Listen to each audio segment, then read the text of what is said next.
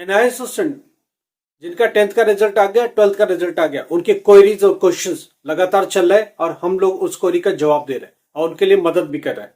जो बच्चे अभी 10th में पास हुए, 12th में क्या एडमिशन ले सकते हैं? हाँ जी, इमीडिएटली अभी ले सकते हो। हम लोग को अप्रोच करो, डायरेक्ट एडमिशन दे देंगे। 12th क्लास में सीधा एडमिशन मिलेगा, आप आराम से एडमिशन ले पाओगे। सब्जेक्ट बदलना है, बदल पाओगे। जो भी सब्जेक्ट स्ट्रीम चाहिए वो सब मिलेगा। साइंस, कॉमर्स, आर्ट, जो भी स्ट्रीम चाहिए आपको मिलेगा। स्टूडेंट के और भी क्वेश्चन क्या, 10th क्लास में 5 सब्जेक्ट में पास होते भी बोर्ड ने पास नहीं दिया, क्या प्रॉब्लम है, उसको हम लोग एड्रेस करेंगे, उसको हम लोग बताएंगे इसमें। दूसरी बात, डिजी लॉकर में रिजल्ट कब तक आएगा? डिजी लॉकर में रिजल्ट इस मंथ के एंड में 100% आ जाएगा 12th क्लास के लिए। 1-2 दिन रुक करके 10th क्लास का भी आ जाएगा। इस मंथ के एंड तक 31st तक 12th क्लास का रिजल्ट डिजी लॉकर में आ जाएगा। उस पर काम चल रहा है, अटैच करने का काम चल रहा है, फेचिंग दिखा रहा है, उसके साथ अटैच हो रहा है। इस मंथ के एंड तक एट एनी हाउ आपका डिजी लॉकर में आ जाएगा। हार्ड कॉपी ऑफ मार्कशीट फरवरी में आएगा, 20 फरवरी के बाद आपको मिलेगा, उसके पहले पॉसिबल नहीं है। डिपेंड करता है कि रिजल्ट कब आया था। रिजल्ट लास्ट में आया है, यहां से 1 महीने लगता है, बहुत जल्दी। तो 20 फरवरी के बाद हार्ड कॉपी आपके स्टडी सेंटर या एआई सेंटर से मिलेगा। स्टूडेंट ये पूछ रहा है, क्या मैं सब्जेक्ट चेंज कर सकता हूं? कर तो सकते हो। मान लो अभी सब्जेक्ट चेंज किया और परमिशन मिल भी गई, तब तक एग्जाम फीस भरने का डेट चला जाएगा, तो अप्रैल में बैठ नहीं पाओगे। तो ये चीज समझने की कोशिश करो। जो सब्जेक्ट में फेल हुए अभी उसी की एग्जाम फीस भरो और एग्जामिनेशन दो। नया अभी कुछ कर नहीं पाओगे आप, कोई भी चेंज नहीं कर सकते। एडिशन भी करना चाहो तो अभी तो करो, मगर उसकी फीस कब भरेंगे, एग्जाम फीस कब भरेंगे? भर ही नहीं सकते, क्योंकि 10-15 डेज ये लगेगा। परमिशन मिलता है, अप्रूवल होता है तो होगा। अगर खुला हुआ है, अब परमिशन मिलता है तो आप इसमें सब्जेक्ट ऐड करो। अगर परमिशन मिलता है सब्जेक्ट चेंज करने का तो अभी कर डालो, मगर ध्यान रहे कि एग्जामिनेशन फीस अगर इसमें नहीं भरा तो अप्रैल में अप्रूवल नहीं मिलेगा, अप्रैल के लिए परमिशन नहीं मिलेगा। ये टेढ़ी खीर है। 5 सब्जेक्ट में पास होते हुए भी पास नहीं, इसके पीछे रीजन है, लॉजिक है, मगर बोर्ड को भी समझना चाहिए। लास्ट टाइम तक, पिछले साल तक किसी भी सब्जेक्ट एनी 5 पर इंक्लूडिंग 1 लैंग्वेज पास दिया था, इस बार मुकर गया। इस बार बोर्ड अपने रूल पर आ गया। अरे कम से कम जिन्होंने एडमिशन ले रखा था उनको पास तो दे देते। मैं सीधा सीधा कहता हूं कि अभी सिस्टम में ही ऐसा कर दिया कि वही सब्जेक्ट, उतनी सब्जेक्ट ले सकते जो सिस्टम में है। ये काम पहले भी किया जा सकता था। ये पहले की आपकी गलती स्टूडेंट क्यों भुगते? स्टूडेंट अब 5 सब्जेक्ट पर पास हो के भी पास नहीं है। अब आप बोलते हो एक वोकेशनल 2 सब्जेक्ट, पिछले बार 4-4 वोकेशनल पर आपने पास दिया था, बोर्ड ने पास दिया था। इस बार क्या बच्चों की क्या गलती है इसमें? बच्चों की कोई गलती नहीं है, बच्चे उसी सिस्टम से एडमिशन लेके बैठे हैं। ओल्ड स्टूडेंट है, अभी वो क्या करे? आपने लाके दोराहे पर खड़ा कर दिया ऐसे बच्चों को। बच्चों को पास देना चाहिए था, 100% देना चाहिए था, क्योंकि पिछले साल भी 4-4 वोकेशनल सब्जेक्ट के साथ बच्चे पास थे। एडमिशन देते वक्त सिस्टम पर रोक नहीं लगाई, बच्चों ने कैसे भी एडमिशन ले ली, एजेंटों ने कैसे भी सस्ता के बारे एडमिशन देते ताकि वोकेशनल प्रैक्टिकल से पास हो जाए और उनके ढेरों पैसे बच जाए। ऐसा करने के लिए एजेंटों ने ये काम ज्यादातर किया है। लोगों में समझदारी नहीं थी, जो एजेंटों ने सब्जेक्ट पकड़ा दिए वो इन्होंने ले लिए, अब वो फेल होके घूम रहे। इसमें गलती किसकी है? बोर्ड ने कैप क्यों नहीं लगाई कि एक वोकेशनल के आगे हम देंगे नहीं, 2 वोकेशनल देंगे नहीं, कोई और फालतू सब्जेक्ट देंगे नहीं। अब जबकि लगा हुआ कैप के इसमें 1 ही लो, उसमें 2 लो, ये पहले भी बोर्ड लगा सकता, बोर्ड ने लगाया नहीं, बच्चों ने एडमिशन ले लिया। अब जब वो 5 सब्जेक्ट में पास होके आ रहे तो आप रिस्ट्रिक्शन लगा रहे हो, ये ठीक बात नहीं है बच्चों के साथ। तो इस चीज को समझ के चलो। अभी क्या करेगा बच्चा? अगर वो बच्चा जो 5 सब्जेक्ट में पास है, बोर्ड ने ओवरऑल पास नहीं दिया, आपको क्या करना है, इसमें 2 सब्जेक्ट ऐड करो, नॉर्मल सब्जेक्ट ऐड करना, वोकेशनल बिल्कुल ऐड नहीं करना, नहीं तो आपको फिर पास नहीं मिलेगा। 2 नॉर्मल सब्जेक्ट ऐड करो, ऐड करने के बाद पेपर दो, तभी रास्ता निकलेगा। ऐड करने के बाद कोई रास्ता नहीं निकलता, कल को ऑन डिमांड खुलता है तो ऑन डिमांड में चले जाना, मगर जो ऐड सब्जेक्ट है उसी का देना। जब तक आप 2 नए सब्जेक्ट ऐड नहीं करते, पास नहीं होते, तब तक आप बोर्ड आपको पास नहीं देगा। यही एक सोल्यूशन है और कोई सोल्यूशन नहीं है। फिलहाल बोर्ड ने आपको सड़क पर खड़ा कर दिया, 5 सब्जेक्ट में पास होते भी पास नहीं दिया। अच्छा, एक बच्चे की मार्कशीट देखो, इसमें लिखा हुआ आईएमपी, बोलता मैं पास हूं कि नहीं।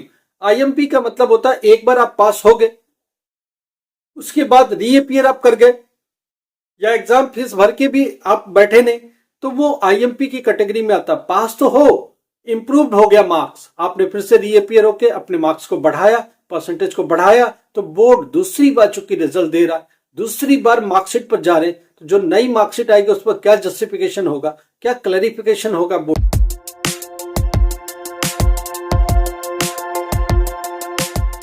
का, वो बोर्ड दे रहा।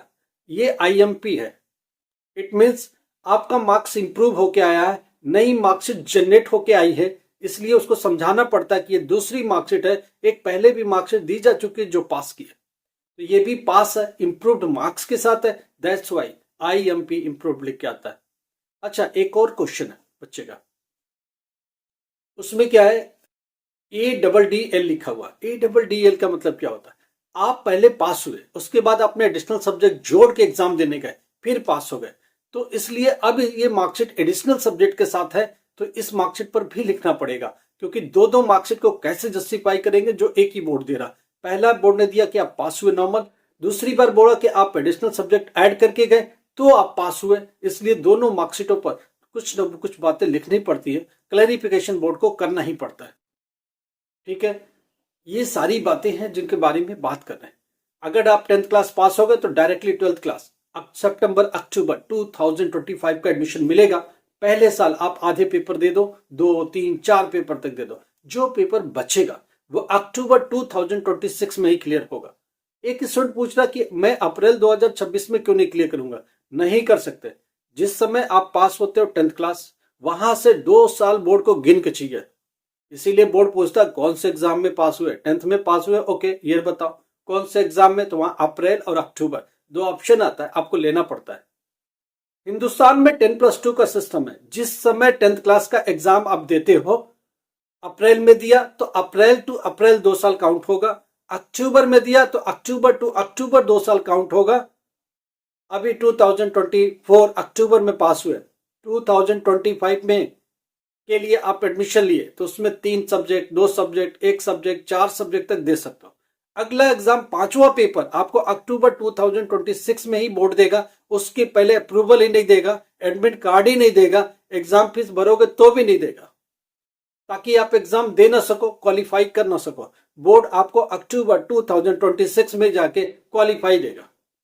तो अक्टूबर 2024 से 2025 अक्टूबर, 2025 से 2026 अक्टूबर, 2 साल ये कैसे भी एट एनी हाउ बोर्ड आपको लेके रहेगा, और ये दोनों साल का कैलकुलेशन बोर्ड करके बैठा है। अप्रैल वाले अप्रैल टू अप्रैल जाएंगे, अक्टूबर वाले अक्टूबर टू अक्टूबर जाएंगे, 2 साल आपको देना ही पड़ेगा, क्योंकि बोर्ड का रूल है, आप इसमें ऊपर नीचे नहीं कर सकते। बोर्ड का रूल यही है, 10+2 करना है, हिंदुस्तान के सभी बोर्ड का रूल है, ये पार्लियामेंट का कानून है। 10+2, ग्रेजुएशन +3, PG +2, और तो ये सिस्टम इतने ईयर आपको देना ही पड़ेगा, करो कुछ भी। आप चाहे 1 साल ड्रॉप करके आओ, चाहे आप एडमिशन लेके पहले साल 3 पेपर 4 पेपर कुछ दो, उसके बाद अप्रैल 2026 में भी बैठ सकते हो। हाँ बैठ सकते हो। मान लो आपने अक्टूबर 2025 में 3 पेपर दिया, आप चाहते हो कि 1 पेपर आप अप्रैल 2026 में भी दे दो। अप्रैल 2026 तक 4 पेपर ही क्लियर करने को देगा, जो 5वां और फाइनल पेपर होगा वो अक्टूबर 2026 ही देगा, क्योंकि अक्टूबर का सिस्टम अक्टूबर के साथ चलेगा, अप्रैल का सिस्टम अप्रैल के साथ चलेगा। तो ये चीज आपको समझ के चलना पड़ेगा। 2 साल का सिस्टम, 10+2 का सिस्टम डिनाई नहीं कर सकते। इसके अलावा कोई प्रॉब्लम्स है, आप अपने रिजल्ट हमारे साथ शेयर करो, आई कार्ड शेयर करो। जो लोग 12th क्लास पास हो चुके हैं, ग्रेजुएशन के बारे में बात करते हैं, दिल्ली NCR में सुभारती यूनिवर्सिटी है, उसका क्या कैंपस में भी पेपर है, ऑनलाइन भी पेपर है, ऑनलाइन मोड में पेपर, BA BCom BBA, हम लोग डायरेक्ट एडमिशन देंगे, आपकी पूरी मदद होगी, असाइनमेंट में पूरी हेल्प होगी, आपको स्टडी मटेरियल में पूरी मदद मिलेगी, हमारी तरफ से 24/7 का सपोर्ट भी मिलेगा। 100% आपको 100% सपोर्ट मिलेगा। इससे क्या होगा, आप 100% आराम से पास होगे, 100% आपका अच्छा रिजल्ट आएगा, फर्स्ट डिवीजन भी आ सकता है, क्योंकि असाइनमेंट में सपोर्ट, स्टडी मटेरियल में सपोर्ट, पूरा मदद मिलेगी। आप उसके लिए क्वेरी कर सकते हो, आप अपनी मार्कशीट भेजो, 12th क्लास जो पास हुए, हम लोग बताएंगे BA करना, BCom करना, BBA करना, क्या फीस स्ट्रक्चर होगा, क्या एग्जाम होगा, सेमेस्टर मोड में एग्जाम होगा, ऑनलाइन एडमिशन होगा, ऑनलाइन पेपर होगा, ऑनलाइन रिजल्ट होगा, एवरीथिंग शुड बी ऑनलाइन। तो आप इन चीजों को देख के चलो। कोई भी डाउट हो तो हम लोगों से बात करो, व्हाट्सएप पर जाओ, मैसेज करो, कॉल मत करो, हम लोग देखेंगे आपकी प्रॉब्लम को, सीरियस होगा तो आपसे बात करेंगे। रिजॉल्व करने की कोशिश करेंगे, मदद करेंगे। लाइक करो, सब्सक्राइब करो, शेयर करो। Thank you so much.